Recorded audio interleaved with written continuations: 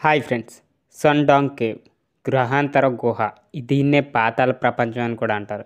So మీరు అసాధారణ సాహసం చేయాలనుకుంటున్నారా? ఎవరికి సాధ్యం కానిది మీరు చేసి చూపించాలనుకుంటున్నారా?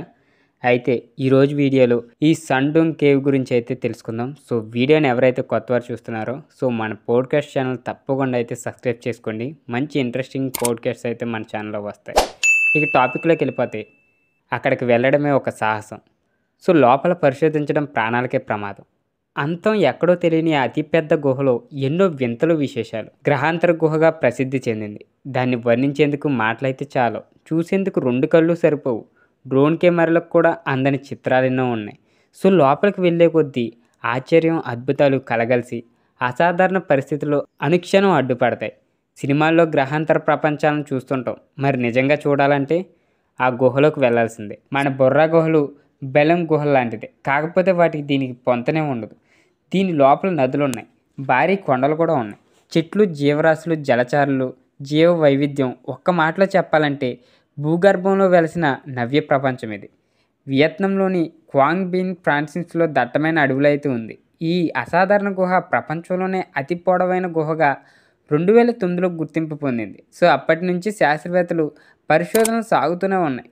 ఇది ఎంత పొడవుందో, ఎక్కడి వరకు ఉందో ఎవరు కనుక్కోలేకపోవడం విచిత్రమే.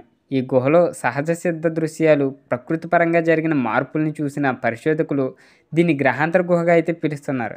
ఎందుకంటే ఇందులోకి వెళ్ళిన వారికి వేరే గ్రహంపై ఉన్నామా అన్న ఫీల్ కలుగుతుందట. సో అంత విచిత్రంగా ఉంటుంది ఈ కేవ్. సో రాత్రి వేళల్లో ఈ గుహలో నుంచి ఆకాశాన్ని చూస్తే ఆ దృశ్య స్వరూప్యమే వేరే అంట. ఇక ఈ గుహలో ప్రయాణం మాటల్లో చెప్పుకున్నంత తేలికైతే కాదు. సూర్యకాంతి ముందు భాగంలో మాత్రమే పడుతుంది, ఇక తర్వాత అంతా చిమ్మ చీకటే. లోపల పెద్ద పెద్ద కొండలు ఉంటాయి, ఒక్కొక్కటి సుమారు 40 అడుగులు ఎత్తు ఉంటాయి. సో వాటి ముందు మనం చీమలంత చిన్నగా అయితే ఉంటాం. గుహ వింత అనుకుంటే ఈ కొండలు మనకి మరింత ఆశ్చర్యాన్ని అయితే కలిగిస్తాయి. సో అడుగు భాగం మొత్తం నది ప్రవహిస్తూ ఉంటుంది, అందులో రకరకాల జలచరులు ఉంటాయి. ప్రాణాలకు తెగించే సాహసికులే తాళ్ళు, టార్చ్ లైట్లు ఇందులోకి అయితే ఎంటర్ అవుతారు. ఎవరెస్ట్ పర్వతాన్ని ఎక్కిన వారి కంటే ఈ గుహ లోపలికి వెళ్ళిన వాళ్ళ సంఖ్య చాలా తక్కువ అంటే నమ్మగలరా? కానీ ఇది నిజం. ఎవరైనా సరే మహా అయితే 1 కిలోమీటర్ వరకు లోపలికి వెళ్ళగలుగుతున్నారు. ఆ తర్వాత క్యారేజ్ మూసుకుంటూ తిరిగి ప్రయాణం అవుతున్నారు. కొందరైతే ఏం చేసినా సరే గుహను శోధిస్తామంటూ లోపలికి గుడారాలు వేసుకొని రోజుల తరబడి ఉంటున్నారు. అక్కడే తింటున్నారు, ఆ నదితోనే పోరాడుతున్నారు. కానీ ప్రయాణం ముందుకు మాత్రం సాగట్లేదు. ఓ 4 రోజులు అయ్యాక ఇక తమ వల్ల కాదనుకొని వెనక్కి బయలుదేరుతున్నారు. ఇంకొంతమంది ప్రకృతి ప్రేమికులు డ్రోన్ కెమెరాలకు పని పెడుతున్నారు. తాము వెళ్ళలేని చోట్లకు డ్రోన్లు అయితే పంపిస్తూ ఆ దృశ్యాలను మనకు చూపిస్తున్నారు. కనీసం అలాగైనా తమ తృప్తిని అయితే పొందుతున్నారు కొంతమంది ఆశావాదులు. సో ఇక సన్డాంగ్ గుహ భూమి లోపల పొరల్లో ఏర్పడే ప్రపంచం దృష్టిని అయితే ఆకర్షిస్తుంది. ఇంతకీ ఇంత పెద్ద గుహ ఎలా ఏర్పడేందుకు ఏ పరిస్థితులు కారణమయ్యాయి? భూమి లోపల కిలోమీటర్ల దూరం వరకు ఎలా విస్తరించింది? మొదటగా దీన్ని కనిపెట్టింది ఎవరంటే 30 లక్షల సంవత్సరాలకు కిందటి నుంచి భూమిలో ప్రవహించే నదుల వల్లే సన్డాంగ్ కేవ్ ఏర్పడింది. నీటి రాపిడికి గుహ లోపల శిలాలైతే కరిగిపోయి ఖాళీ భాగం ఏర్పడింది. 40 అంతస్తుల భవనాలు కూడా పట్టేసేంత విశాలమైన మైదానాలు ఉన్నాయి ఈ గుహలో. ఇవన్నీ సున్నపురాయి నేలలే. నీటి ప్రవాహంతో ఈ నేలలు రకరకాల ఆకారాల్లో ఆశ్చర్యపరిచే శిల్పాకృతులు అయితే మారిపోతాయి. సో ఇక్కడికి వచ్చే పర్యాటకులు రాళ్ళల్లో రూపుదిద్దుకునే ఆకారాలను ఫోటోల్లో బంధించేందుకైతే ప్రయత్నిస్తూ ఉంటారు. ఇక 1991లో మొదటిసారి హకన్ అనే స్థానికుడు అడవుల్లో తిరుగుతూ ఈ గుహను చూశాడు. అతనికి దిమ్మ తిరిగేంత పని అయిందంట. పాతాళానికి ఇటు నుంచే దారుందేమో అనుకున్నాడు. లోపల గ్రహాంతరవాసులు ఉన్నారేమని భ్రమపడ్డాడు. గుహ నుంచి గాలి వీచే శబ్దాలు భయంకరంగా అయితే ఉంటాయి. నదీ ప్రవాహం గర్జించినట్లయితే ఉంటుంది. అందువల్ల హకాన్ లోపలికి వెళ్ళలేకపోయాడు. తాను పెద్ద గుహను చూశానని, అది అద్భుతంగా భయంకరంగా ఉందని తన ఊళ్ళోకి వెళ్ళి చెప్పాడు హకాన్. వాళ్ళెవరూ అతని మాటలైతే నమ్మలేదు. అదేంటో చూద్దామని ఎవరూ అతనితో వెళ్ళలేదు.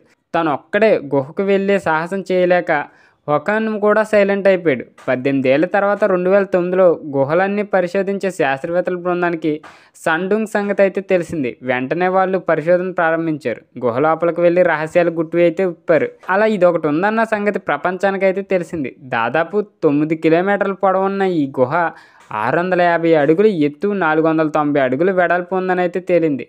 ఫలితంగా ఇదే ప్రపంచంలో అతి పొడవైన గుహగా రికార్డులెక్కింది. అమెరికా A747 జెట్ విమానం కూడా టేకాఫ్ అయ్యేంత విశాలంగా అయితే ఉంటుంది ఈ గుహ. సో ఈ గుహలో 200 అడుగుల ఎత్తున కాన్సెప్ట్ గోడ అయితే ఉంటుంది. ఈ గోడ గ్రేట్ వాల్ ఆఫ్ వియత్నాం అని పిలుస్తారు. దీని పక్కన నిల్చొని సెల్ఫీ తీసుకున్న చాలు ప్రపంచంలో అరుదైన సాహసం చేసిన వాళ్ళ లిస్టులో అయితే మనం చేరిపోతాం. సండుంగ్కి కనుక్కోకముందు ప్రపంచంలో అతిపెద్ద గుహగా మలేషియాలో డీర్ కేవ్ అయితే గుర్తింపు పొందింది. అది కూడా చాలా గంభీరంగా ఉంటుంది. 2009 వరకు ఆ గుహను మించింది మరొకటి లేదని ప్రపంచమంతా భావించింది. ఎందుకంటే సండుంగ్ లాగే డీర్ కేవ్ కూడా సహజ సిద్ధ ప్రకృతి లక్షణాలతో అయితే ఆకట్టుకునేది. నెంబర్ 1 కేవ్గా ప్రపంచ దేశాలను ఆకర్షించేది. ఇప్పుడున్న స్థానాన్ని సండుంగ్ ఆక్రమించింది. సో ఇంత పెద్ద గుహ ఉన్న వియత్నంలోనే మరో కేవ్ కూడా ఉంది, పొంగ్హా. ఈ గుహ కూడా అద్భుతంగా అయితే ఉంటుంది. సహజ ప్రకృతితో పాటు చక్కటి వాతావరణంలో అయితే ఆకట్టుకుంది. అయితే పొంగ్హా కంటే 5 రెట్లు పెద్దది సండుంగ్ కేవ్. సో సండుంగ్ అంటే పర్వతపు నది అని అర్థం. ఇప్పుడు ఈ గుహ ప్రపంచ పర్యాటక ఆకర్షణగా అయితే అయిపోయింది. ఏటా కొన్ని లక్షల మంది గుహ ముందు భాగాలను చూసేందుకు వస్తున్నారు. ఈ గుహ పరిశోధన చాలా ఖర్చుతో అయితే కూడుకుంది. ఒక్కసారి పరిశోధించి రావడానికి కూడా 2 లక్షల రూపాయలకు పైగా ఖర్చు అవుతుందట. సో లోపలికి వెళ్ళేందుకు దగ్గరుండి అన్నీ చూపించేందుకు ప్రత్యేక ప్యాకేజీలు అయితే ఉన్నాయి. గైడ్లు కూడా ఉన్నారు. అయినా సరే దీన్ని చూడగానే భయపడి చాలామంది ముందడుగు వేయలేకపోతున్నారు. లోపలికి వెళ్ళాక పైకప్పు కూలిపోతే, నదీ ప్రవాహం పెరిగిపోతే, ఏ భూకంపం వస్తే ఇలాంటి అనుమానాలన్నీ పర్యాటకులు అయితే భయపడుతున్నాయి. అయితే లోపలికి వెళ్ళొచ్చిన వాళ్ళు మాత్రం తిరిగిలేని సాహసికులుగా అయితే నిలిచిపోతున్నారు. సో నిజానికి ఈ గుహ సందర్శన ఎంతో ఆహ్లాదాన్ని అయితే కలిగిస్తుంది. ఇక్కడికి వెళ్ళాలనుకునే వారు ముందుగా బండుంగ్ గ్రామం నుంచి వెళ్లాల్సి ఉంటుంది. ఈ విలేజ్ పట్టమని 100 మంది కూడా ఉండరు. సో చుట్టూ ఎత్తైన కొండలు, దట్టమైన అడవి, మధ్యలో పచ్చటి పొలాలు, చల్లటి వాతావరణం ఈ గ్రామం నుంచి వెళ్ళిన వారికి మానసిక ఉల్లాసం కలిగిస్తుంది. కొంత దూరం వాహనాల్లో వెళ్ళాక కాలినడకను కూడా ప్రయాణం సాగాల్సి ఉంటుంది. సో కొండలు గుట్టలు ఎక్కుతూ అడవుల్లో ట్రెక్కింగ్ చేస్తూ ఈ గుహకు వెళ్ళడం మర్చిపోలేనైతే అనుభూతి అనేది చెప్తున్నారు. ఇక బండుంగ్ గ్రామం యునెస్కో గుర్తింపు పొందిన పొంగ్హా బాంగ్ నేషనల్ పార్కులో భాగంగా అయితే ఉంది. ఇక పర్యాటకులు అష్టకష్టాలు పడి గ్రామాన్ని దాటాక కొంత దూరం నదిపై బోట్లో ప్రయాణించాల్సి ఉంటుంది. బోట్లో ప్రయాణిస్తూ గుహ చెంతకు చేరగానే చల్లటి గాలిని మెల్లగా పలకరిస్తాయి. సో ఇక ప్రకృతి ఆనందాలను అయితే ఈ పరిచయం చేస్తాయి. సో ఇది ఈరోజు వీడియోలో ఈ గుహ యొక్క మిస్టరీ. సో మీలో ఎంతమంది గుహ గురించి తెలుసుకున్నారో కింద కామెంట్ రూపంలో తెలియజేయండి. మళ్ళీ మంచి ఇంట్రెస్టింగ్ వీడియోతో అయితే మీ ముందుకు వస్తాను. అంతవరకు బాయ్ బాయ్, టేక్ కేర్.